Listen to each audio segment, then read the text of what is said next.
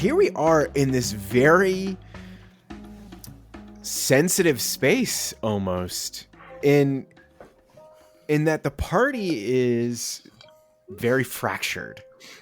You have spent, I think in game time, it's been almost exactly a week or just over a week for how long the party's been in Bligdenstone.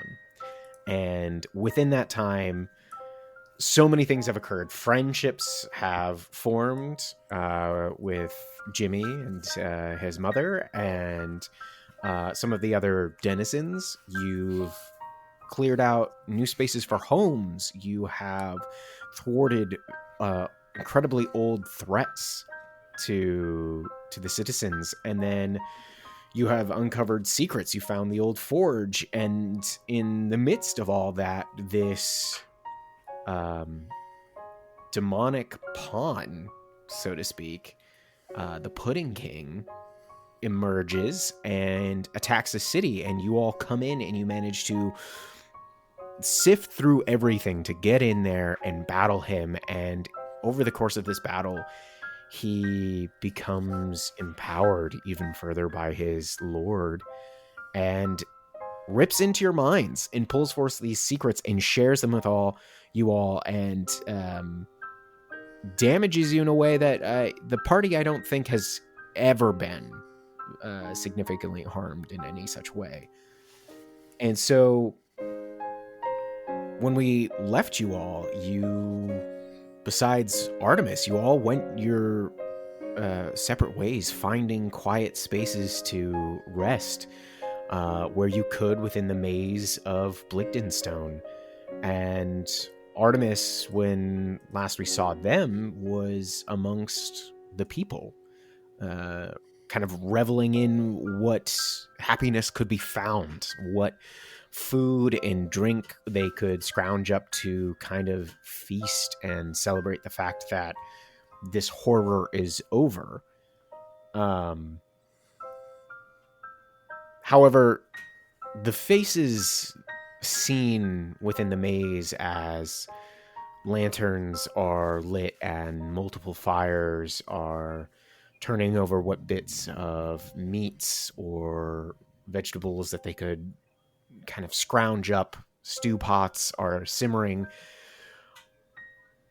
It's about evenly split as to how many people are happy and joyous and dancing while the rest are holding families close, or strangers, formerly neighbors, together, as so many are missing. And Artomis, as you have been given a table essentially to yourself amongst those that are truly frolicking in this moment, they've given you a barrel of ale. They have given you plate after plate of food. And I imagine they have given you chairs or stools, whatever you could choose to sit upon. What's going through your head now as you are alone here in this moment amongst this joyous festivities? Yeah, I imagine Artemis is letting this world kind of like orbit around him.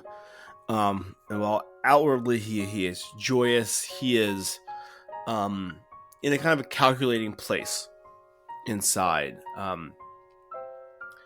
His ambition has to a certain extent been unmasked, and they're also at a pivotal junction right now. They have just toppled these threats in Bligdenstone, and they're hopefully their way is now going to be clear towards starting to move towards the surface again, with a populace here that is very much in their debt, and so hopefully, also uniting them with the Kingdom of Ember, as far as creating a anti-demonic force here in the Underdark. But I feel like Starcaller, he's sitting. He's kind of, he always has like a hand on or near Dawn's edge to hear her thoughts. But his other hand is kind of idly like touching the cloak that he got off of the Pudding King, and also kind of fiddling with the remains of his Gauss pistol, and wondering if that smith is even still alive to possibly repair it. So it's so interesting to me, this image that you painted, and whether or not it was your intention, but like I can see it. I can see like you have your hand on the haft of Dawn's Edge, and then you have like on your belt, I can see the remains of your pistol, and then in the other, you're holding perhaps the inky hood of this cloak. And I picture like this lone table, and you're just entirely analytical. You're like, what's the next step in this greater plan that you have? And it, between Dawn's Edge and the cloak, it's almost like an angel and a devil on your shoulders. Like, here's the two halves of Starcaller almost. It's a cool image to me, this dichotomy you have of, that the darker almost thirst you have for conquest. Here's your a literal spoil in your hand, and then this voice of reason on your other, as we experienced last time. What a great image. And while I'm hanging out here, if it goes long enough, might I try to ascertain what exactly this hood is? Sure. Do you have an identify spell, or do you want to try to flag down somebody who might find someone who could help you with that? Oh man, I would love to talk to a smarter person. So I'm gonna look for Nomi Pass Shutter or one of the other Stoneheart Enclave members. Sure. Roll an investigation check for me. Ooh, just what I excel at. Yeah, it's a 4. 4. You don't see anybody from where you're currently sitting, but I imagine that somebody has noticed that you've kind of been, it seems like you've been searching for someone. So this person kind of comes up and they're like, excuse me, sir, are you in need of anything? More food or drink? Yes, I would like to speak with either Nomi or, well, actually, now that I'm thinking of it, perhaps that Sefel fellow. Would you be capable of bringing one of them to my aid? Of course, I will search for them this very moment. Excuse me. And they kind of bow and duck away from you and disappear into the crowd. Sefel, when we left you had gone off to your own space, and essentially you've all taken up residences in these either small rooms or almost like closet-like spaces. What do we see when we find them? Sefel has sort of just been in a state of contemplation while he was in there. We saw a bit of that, quite a vulnerable moment of his at the end of last episode. And I think he's still very much in that space. He's trying to be analytical about it. Like he always does. Or always had. And is just trying to figure out what to do with this scenario where they can't not move forward. Like, the entire time down here, it has been, what is the next step? What is the next mission? What is the next task that will lead us to the one after? And right now, the only question he has is, how do I move forward if I don't have my friends? And does that line of thinking bring to mind anything in particular for him. The fact that this secret thought, this feeling he had of his friends using him as a tool, and this intense need, it seems, especially that we saw in the last battle, to be up in the front lines. Yes, Sefel had a lot of revelations in his time away. The most important of which was that, well, in learning his past, he found out a lot about the kind of protector he used to be. How there was an entire lifetime lost to him, where his entire being was dedicated to protection in the largest of scales possible. Like unfathomable scales. And that was the only thing that he did. And he doesn't care about that anymore. To him, the only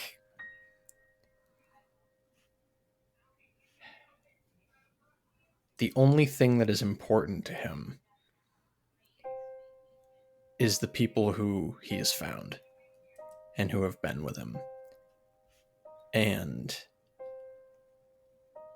he has done his best in his own way this entire time, even before falling, to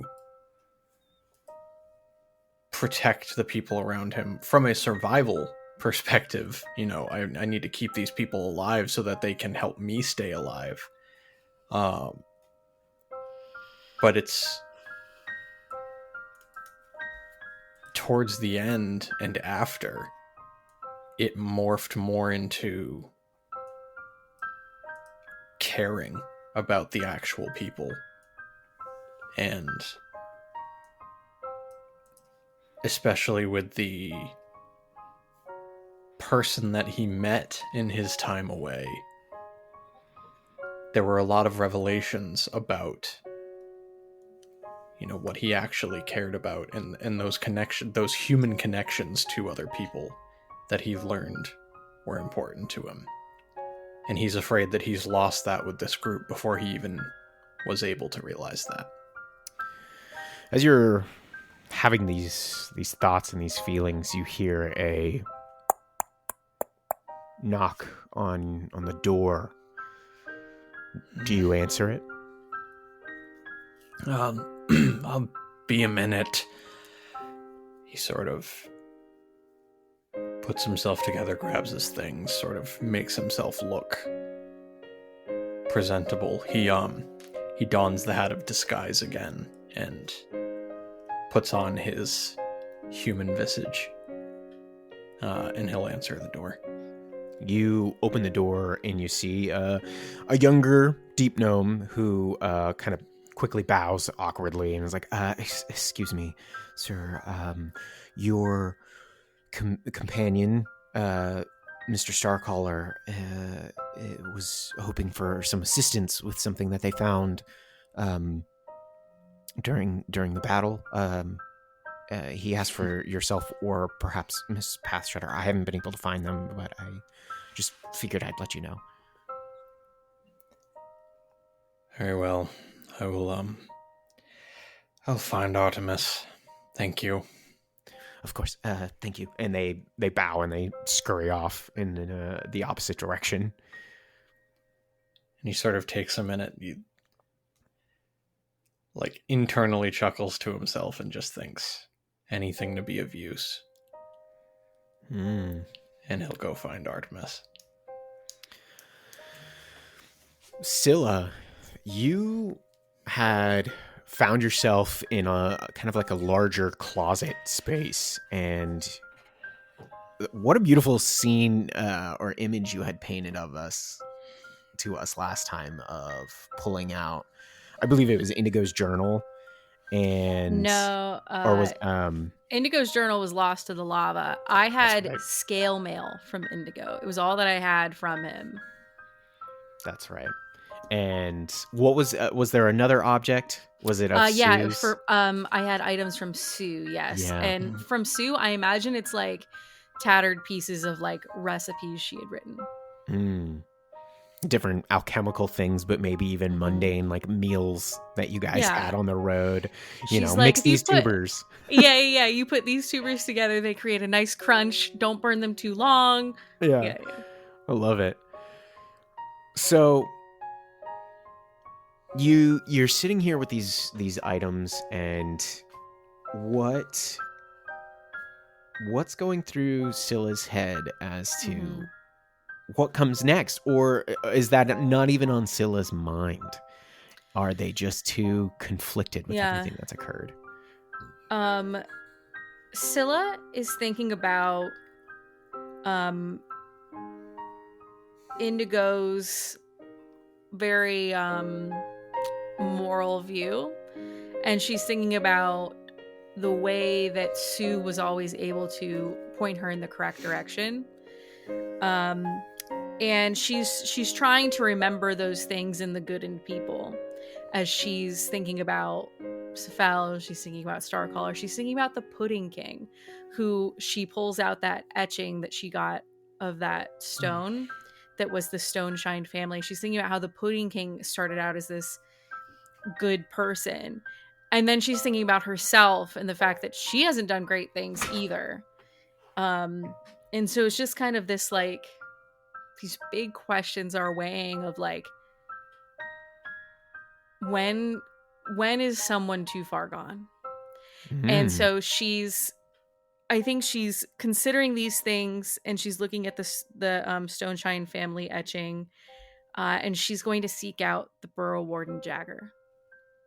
Oh, okay. Do you gather up any of these items and kind of like put them back in your bag, or you're like, I'm gonna leave them here because I'm coming back? She would not leave without those items. Yeah. Okay. They stay with her for sure.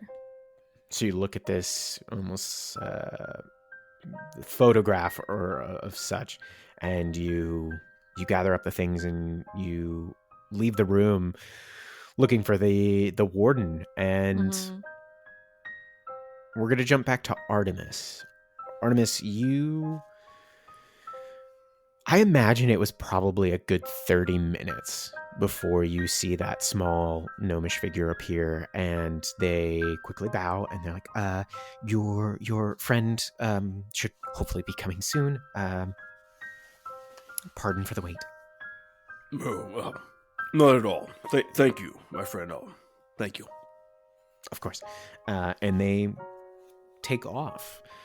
Now, Cephal, you've been asked this, but considering everything, how urgent do you tend to this request, if you actually attend to it at all? I'm very curious how you'll handle this, considering everything.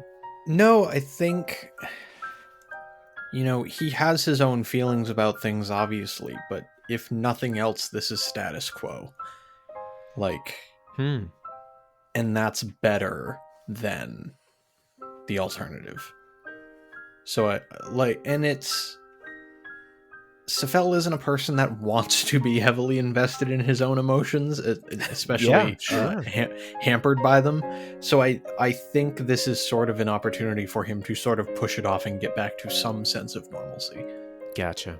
So yeah, he's not sprinting, but he's not holding back either. Run, you don't want to, Squid Man, run. Yeah, don't want to snap one of them old dead bones. Yeah, the few good ones left.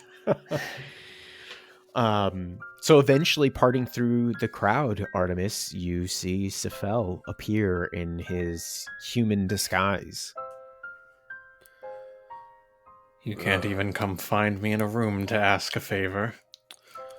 I did not want to corner you after how things were left. I appreciate that. Also, I did not know where you went, and listen, he had a better chance of finding you than I did. That's one of the more logical things I've heard you say. He gets a nosebleed. What do you have for me? We'll get to that. Would you sit a moment first? Sure. He sits. Do you ale? Can you consume? And he's like mouthing drinking to you. I mean, you remember conversationally, I don't do anything with it, but where does it go? We don't need to talk about that. That's mechanics beyond the scope of the game that we exist in. So let's just leave that to the imagination. No, fair enough. Starkar will pass a mug over to Sefel. Sure. It is odd in a way to see you in this visage. Is this how you were before, or have you made this up? No, this was me before, and a long time ago. It's the most approachable image I could conjure for these people. I imagine the deep gnomes don't want to see a illithid walking amongst them. They've been through enough. Fair. Again, I do have something to ask you, but first I would know, not that I have a right to demand an answer, but what is next for us? After the way Scylla left, I worry she may not see in us. I've worried the same.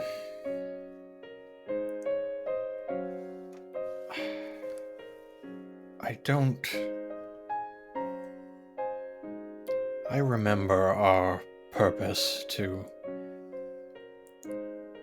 not run when we were given the chance, even now when we are so close to the surface.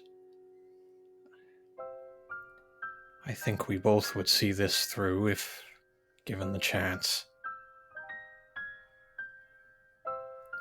I don't know the cost it will reap, and I don't know my position in any of it anymore. There are complications I would discuss with both of you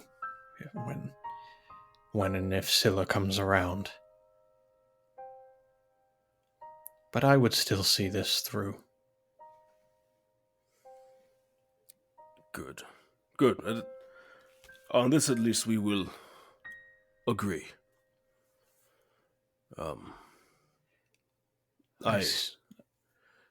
I don't know if there is truly a home for you or me or for any of us really on the surface, but at the very least I think it is worth a try. I have come to I've come to peace with the idea that I may not have a home above. But that does not mean we shouldn't make sure those who do keep it.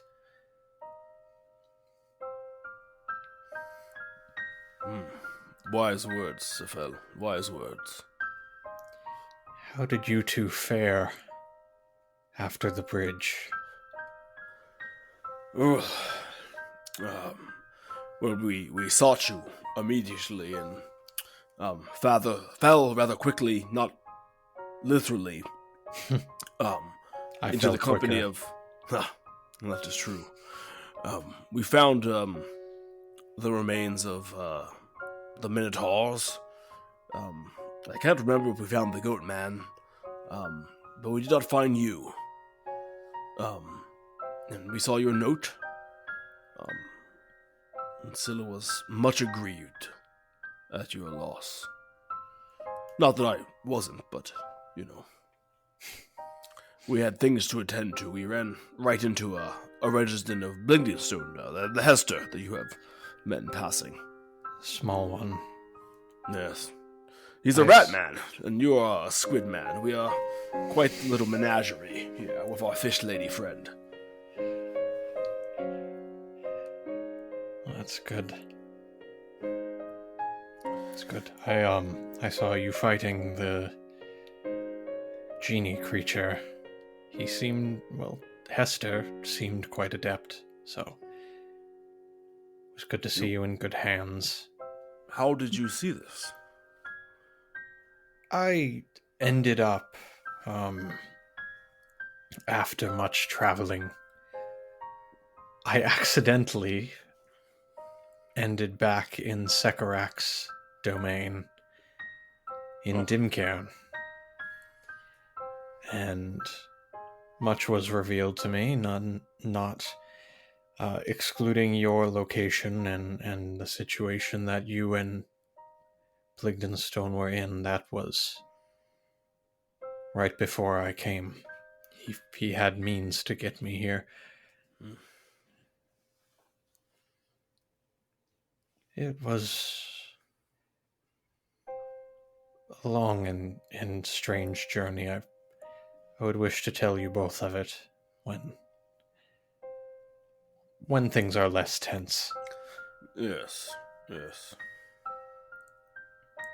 Anyway, your request.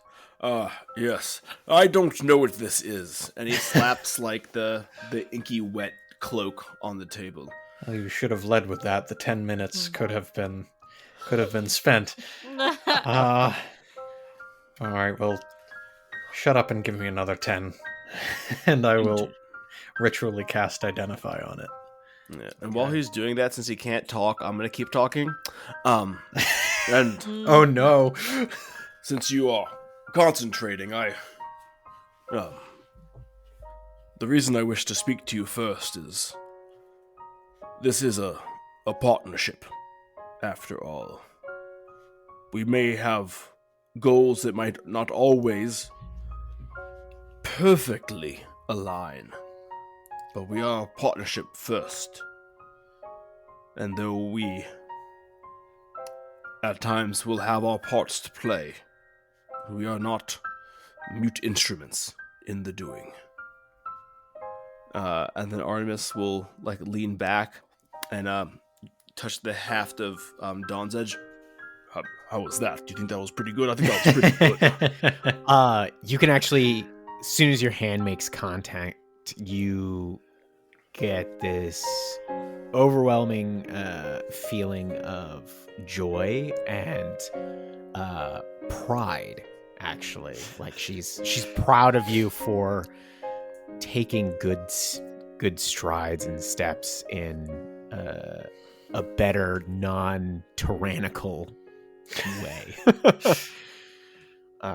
So you definitely feel that from her, and she kind of whispers, she's like, well done. Thank you. Now, can you sign this letter saying that we had 15 minutes of progressive, constructive conversation?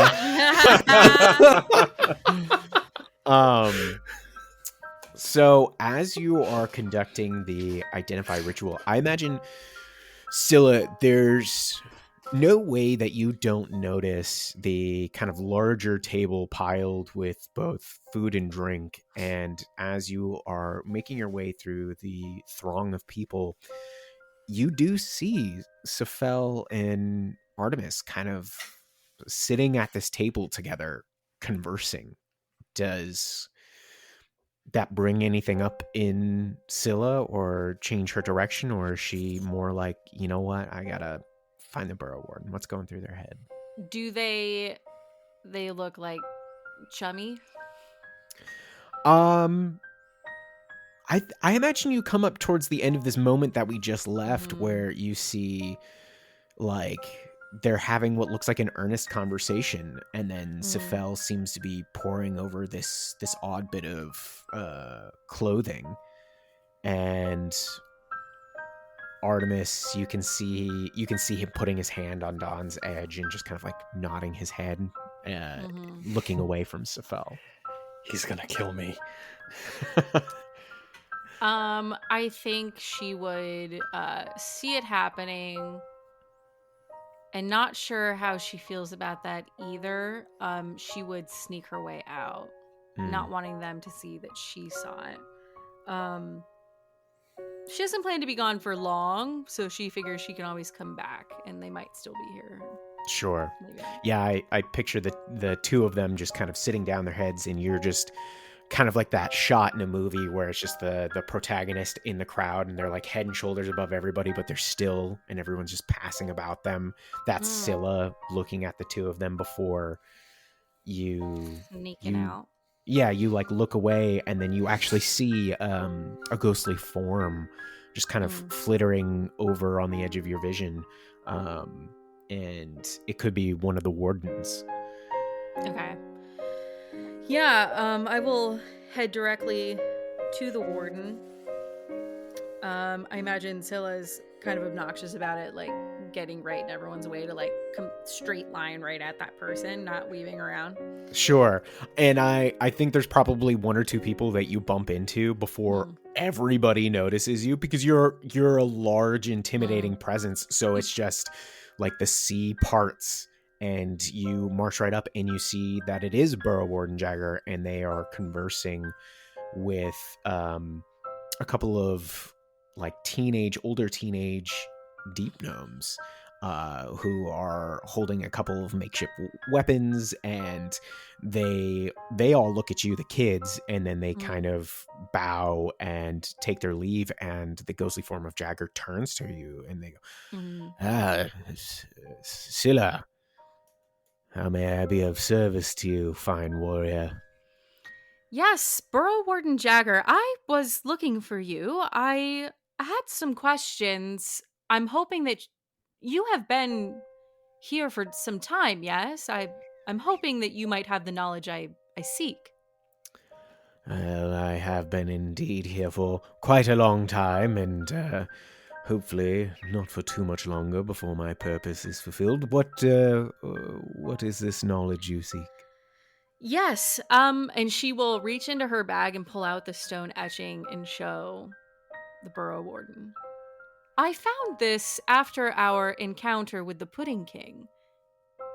And I found myself wondering if you had known the Stone Skin family and Stone Shine family. Stone Shine. I see it here on the plaque. It says Stone Shine. Stone Skin's yes. a totally different family. They're awful people. No, the Stone Shines, yes. Yes, I would argue these people were not great either. But anyway, did you know the Pudding King when they were not pudding? While I do not remember meeting the chap that would come to be such a vicious foe to us all, I do remember a Stoneshine family that belonged here hundreds of years ago, when the city was in its infancy, and they were amongst the nobility here. Besides our king and queen, the Stoneshine family were amongst those that help both fortify but direct this city.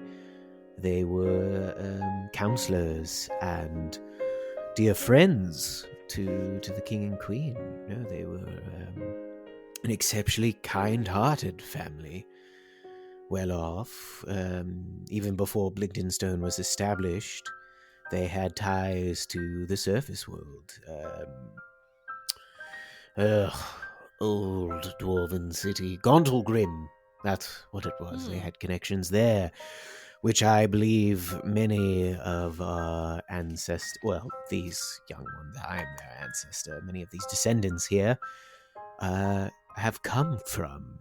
It seems that our neighbors there of the dwarven kind gave many of us shelter. But no, the Stoneshines, when I knew them, were fine, upstanding people. I did not think any of them still lived, to be quite honest. The last I knew, many of the surviving members had given their lives to protect the king and queen. I see. And she will look at the etching. Gauntlgrim, then, it is a surface city, is what you are saying. Well, in part. While it is not of the grey dwarves, it was of the hill and mountain dwarves. Very, very old dwarven citadel upon the surface, and a city that was almost like a hive that descended here into the underdark a bit. I do not recall where upon the surface it sat, but I believe it was closer to the coast. You have perhaps helped me in multiple ways. Gondolgrim might be a valuable stopping point for us if we could reach it. Well, yes, perhaps indeed. I do know Madam Senny Digomatics had sent out a couple members from the Stoneheart Enclave to make contact with some of those within Gondolgrim for aid. Medical supplies, provisions, perhaps a bit of manpower to help straighten up the city. I would suggest speaking with them further about it if you have interests within that city or yourself. I will do so, although I must confess that your prattling has gotten off track. I had other things to ask you. Which was... I'm very sorry. Oh, no, I apologize. I did not mean that in a derogatory way. I was simply had other purposes. Mostly, I had hoped you did know the Pudding King before they were what they were. As I said, I'm afraid not. But you have been around for some time, and perhaps... I find myself wondering what takes a person from being like Jimmy to becoming someone like the Pudding King. I believe that what a both wonderful and awful question. I came to you because of your age and thus your wisdom. Yes, I understand that. Young mind. Settle. Get him, Sam. Get him. Those that I had seen follow such a similar path had done so after great injustice had been befallen them. And for someone to dip to such lows as we might see it, while to them it was perhaps a means of finding justice that could not be found otherwise. You see, I have found, Scylla, that the line between good and evil sits upon a razor's edge, and it is more often than not a matter of perspective that makes one a villain or a hero. See, your actions here, to many of us, to, I would say, presumably all of us, were quite heroic. Here you are, a stranger who, not but a little over a week ago came here, not knowing anyone, has now become a friend, an ally, and you protected us. Saved so many. But to those that like the Pudding King, you could be the villain in their story. You defend everything that they perhaps felt wronged by. And it's curious that you mentioned Jimmy. I have not seen them, unfortunately, since the attack began. Have you? No, I had assumed that they were back with their mother. Not that I had noticed, but I have not taken a means of watching over the young lad. But perhaps I can. But no, Scylla, I believe it is. It takes a great deal of wrongdoing upon a person to subject them to such a path. That is what I would say. This has been quite helpful. However, I find myself increasingly worried about Jimmy now. Perhaps I would ask you one more thing, Burrow Warden. Of course. At what point is the perspective such that someone is too far gone? I think that if there's someone that still cares enough about the other to reach out a helping hand as a means of aiding them, then that person cannot be too far gone. However, I think it is when the hand that is offered is harmed by the one who has been offered help, perhaps then that is the line. Thank you, Burrow Warden. Well, I do hope that my wisdom, as you put it, has been of good help, though I'm not always so sure. Yeah, call him old again. It has been very illuminating. Sometimes I find myself struggling with the cultures and customs of the people of the land. I find myself unable to read what someone is saying and what they are doing for truth. Well, I suppose that what I've always fallen back on is actions speak louder than words, but do not necessarily throw away one's word. Back in the day, that was how we confided, how we had faith in one another, even in strangers, was on a word. But then we waited for the action to follow. So that is what I would say to you, Scylla, is if you find yourself in a moment of distrust or unknowing, speak. Let them speak. And watch for their actions. This is good wisdom. I was right to come such an old being as yourself. Wonderful. Thank you. Thank you for that. Now, I am going to hopefully find a ethereal mug with some ale in it that I can actually enjoy, and perhaps look for young Jimmy. Yes, me as well. I will go rally a group to see if I can find him. Thank you again. Of course. And then he, floats straight up, and he's just like...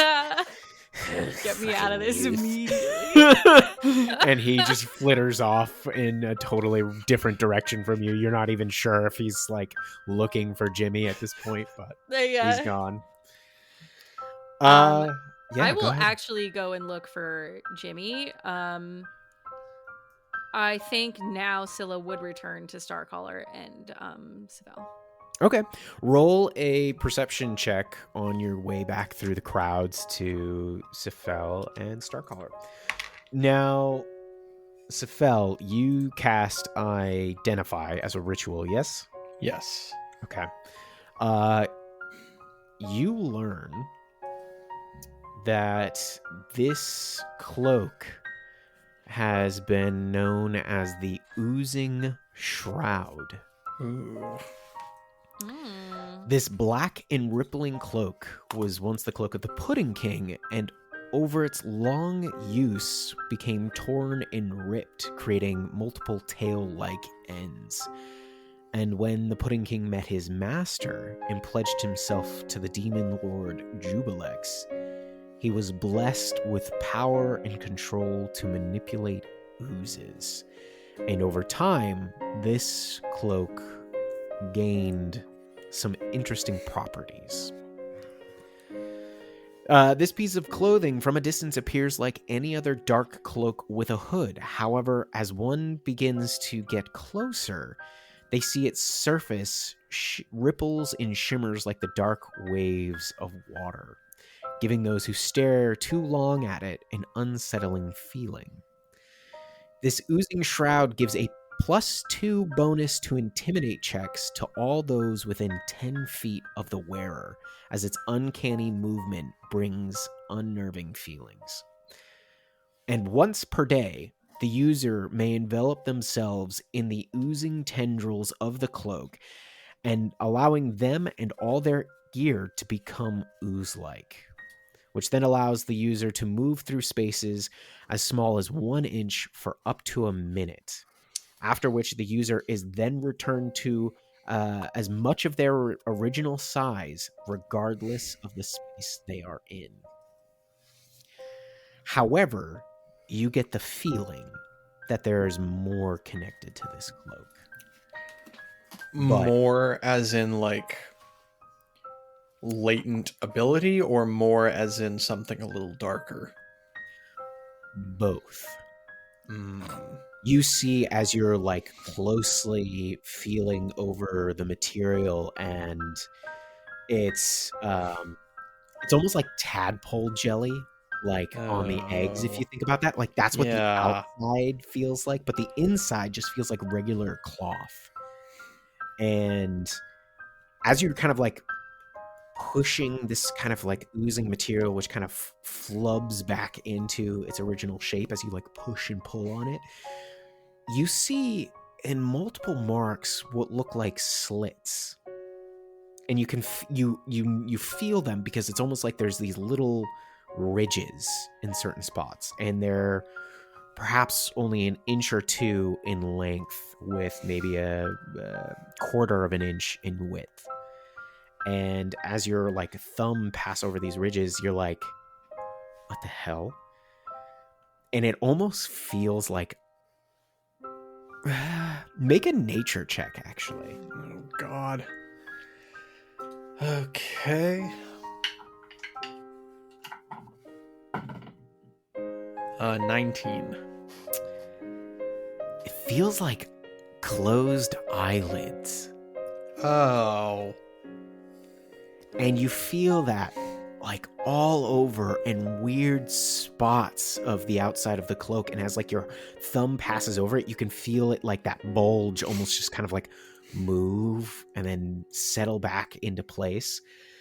And you recall the way the Pudding King looked when he emerged in his monstrous form, and how eyes began to form and appear and move all across their body. And you think perhaps that if one were to devout themselves in the same way that the Pudding King did, that there's more that this robe / cloak could do. Yeesh. This, on its own, there's certainly some utility here, not unlike things that we've seen. However, do not be confused, Artemis. This is a tool of Jubilex. So, I'm not one to make judgments of the things we use to do what is necessary, but be aware. I don't know the depths of this item's connection with the one who created it. So, pretty cursed, then. Oh, most definitely. Honestly, I already have 2 cloaks. You want this one? It's nasty. I've got enough connections to worry about on my own. Oh, yes. That's right. That was Yeah. one of your dirty little secrets. Yeah, Yes. we'll talk about that. Sure. I think this is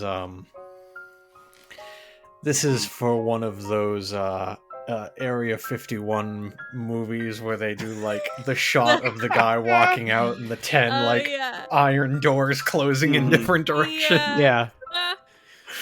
Oh Yeah, yeah. This is a hide it and forget it item. Yeah. Artemis nods sell it. and puts it back in his bag.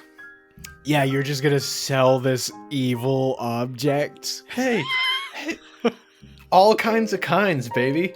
Do your thing, dude. Hey, you know what? We killed a guy, and this was on his body. You want it? Well, in the meantime, Andrew, I have put the oozing shroud in your inventory to look over. I'll just take a look at that. It's sure. probably fine. Yeah, you'll probably learn some interesting things about it as you read through its log. I mean, you can probably exploit it real. Like, what are you gonna do? Throw an arm in, say praise Jubilex, and you get a boon out of it. Like, it seems kind of like a net win. There is no bad. There is no good. There is only power. Scylla, what'd you roll for that perception check, by the way? 17. 17. You are moving through the crowd back towards Scylla and Artomis when you see Tappy, actually Jimmy's mother. She sits alone at a campfire a little ways away from you, and she's wrapped up in a blanket, and she's just kind of staring into the fire. I will hurry over to her. Miss Foamstrap. Hello, Scylla. Sorry. How do you, how do you fare? Tired, very tired, and Were you fighting? Upset. No, I wasn't fighting. I was talking with Senny not long ago. She told me what happened during the battle, how what Jimmy believed was me, and for so many other family members and whatnot, that we were, there was copycats or mimics of us of a sort that exploded and harmed so many others, and ever since then, Jimmy has not been seen nor found. Jimmy is missing. Yes, and nobody seems to know his whereabouts.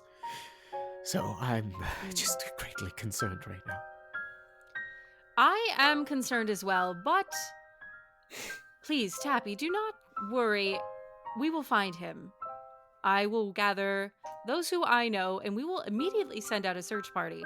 And Scylla will turn around and march off. She's like, and you keep marching on, and she just... if she's trying to say something, I'm like moving but looking back. Yes? Thank you.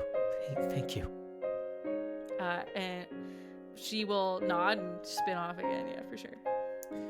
And you eventually come back to the table where Scylla and Starcaller sit. And so I'm saying I have 3 robes. I only have 2 shoulders. What am I going to do with that? Scylla. It is good to see you. We were just about to trauma dump. It is acceptable to see you both. We need to speak. However, It's acceptable. However, we cannot do so right now, and Scylla will stand on the table that they are both sitting at. Oh. And she will announce to the room, Is Artemis Excuse not the me? one monologuing? "Excuse me, everyone in the room, please quiet down, quiet." You just, like, record scratch. Everybody immediately, like, whips their head in your direction. And we're in like a giant cavern, right? Like a Yeah, it echoes real loud. You see people on, like, the bridges and towers within this maze, just, like, people are peeking over the parapets, like, what's happening? everyone in the room. The guy the block over. What? Yeah. I apologize for interrupting your joy and merriment. This is of extreme importance. We are looking for Jimmy Foamstrap. Has anyone seen Jimmy? You see a lot of people looking at each other, but from a number of like guards almost right in front of you, you just hear like a collective groan like, oh, for fuck's sake. Oh, yes, you know Jimmy, the powerful, slayer of foes. Yes. The one who was very helpful many times. And like over throughout this cavern, you just hear like a clamor of voices one after the other of just like, no Jimmy up here. And just more and more responses of people just calling back of, no, haven't seen him. He's not up here. Not here. And then someone's like, oh wait, I think, nope, that ain't him. And eventually you just hear back from everyone like, there's no signs of him. Nobody's seen him here. Well, he is not here in the maze. Perhaps we may seek him back at the Foaming Mug or somewhere else in the city. Yes, we will now split up into search parties. But we just got down to eating. This is extremely important and you may eat after. But what if he's dead? My biscuits will be cold. Scylla like whips her head and stares daggers at this person. Then you will eat your food cold in morning. Yes, ma'am. Puts the biscuit down on like a rock. And you can see Senny starts moving through the crowd and she's like, Everyone calm down. I'm certain we can formulate search parties to look for survivors. However, and she's like at the foot of the table now and she's looking at the three of you, but not everybody is in great shape to conduct a search right now. You yourselves have not even rested yet. There is a small window of time in which you can recover a lost individual, and then the risk of death increases. We are short on time and will have to split up. If someone is unable to search, then they may stay. Right, yeah. Especially if someone's moved to a secondary location, then like all chances are totally at that point, lost. you're basically SOL. Exactly. Do not worry. I will find Jimmy. And Artemis just stands up, picks up his cask of ale, and walks out. So you start walking towards the big double doors that lead out of the maze. Artemis, should we not just go together? Well, I thought we had to split up. Teams. Scylla was referring to us as in the hundreds of people here. We can stay together. Alright. Yeah. Alright. Fair. And so like the three of you just hop off heading towards the main doors. I think we like quickly get like, I don't think Scylla's crazy. Like if people, like some people can stay behind, take care of the wounded, rest up if they need to. And then maybe we get like 10 search parties of like 3 people, something not too crazy. Okay.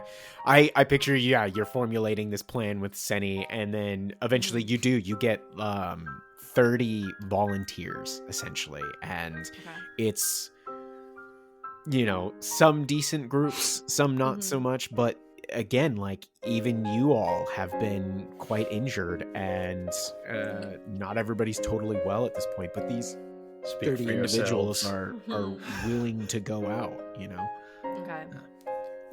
Yeah, so I think we, as a group with a trio of us, we'll go the furthest out to the most dangerous places, probably, I would think. Okay. Well, do we want to go directly to the foaming, like sort of the epicenter of where he last was, or do we want to go even further than that, like outskirts? I think we're foaming mug first, and then expand probably, outward. Yeah. Yeah. And everyone else is kind of like more localized, where it's less dangerous. Makes sense. All right. So you've formed these search parties, and you are ready to set out on this mission to find Jimmy. And you all start heading towards the double doors, and a number of guards like go on either side, and they begin unbolting it, unlatching, and eventually just open these doors. And as all of the fire and lantern light then washes out into the tunnels beyond, you see on the very edge of this light 2 smaller feet all of a sudden appear, and they start walking further and further into the light, and you can see it's covered, these feet and then legs and then torso, arms and head are just covered in wounds and blood, and their clothes are torn. But in one hand, you see a very fine but now beatered skillet. Oh my god. And in the other arm is a pair of old-looking leather-bound books. And you see that it's Jimmy.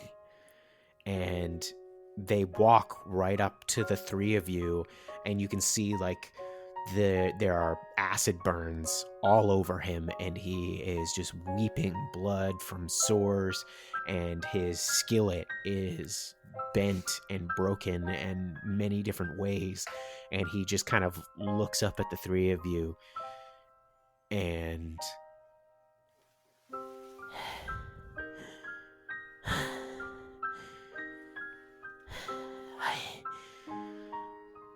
I took care of the last of them. And then he faints and collapses at your feet. And we'll see you guys next time.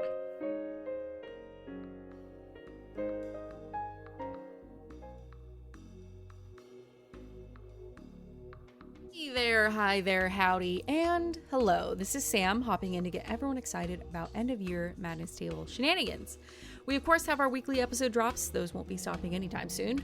But we also are going to be recording some bonus actions in the coming weeks. If you have questions for any of the squad about the Kingdom of Ember arc, which was episodes 52 to 68, you can send those to themadnesstable@gmail.com. You can DM us on any of our social, or you can hop on over to our Discord. All links can be found at linktree.com/themadnesstable. Thank you all for being here to celebrate our 100 episodes. We also recently hit 10,000 downloads, so we're really loving the growth and the support from all of our Maddie Baddies.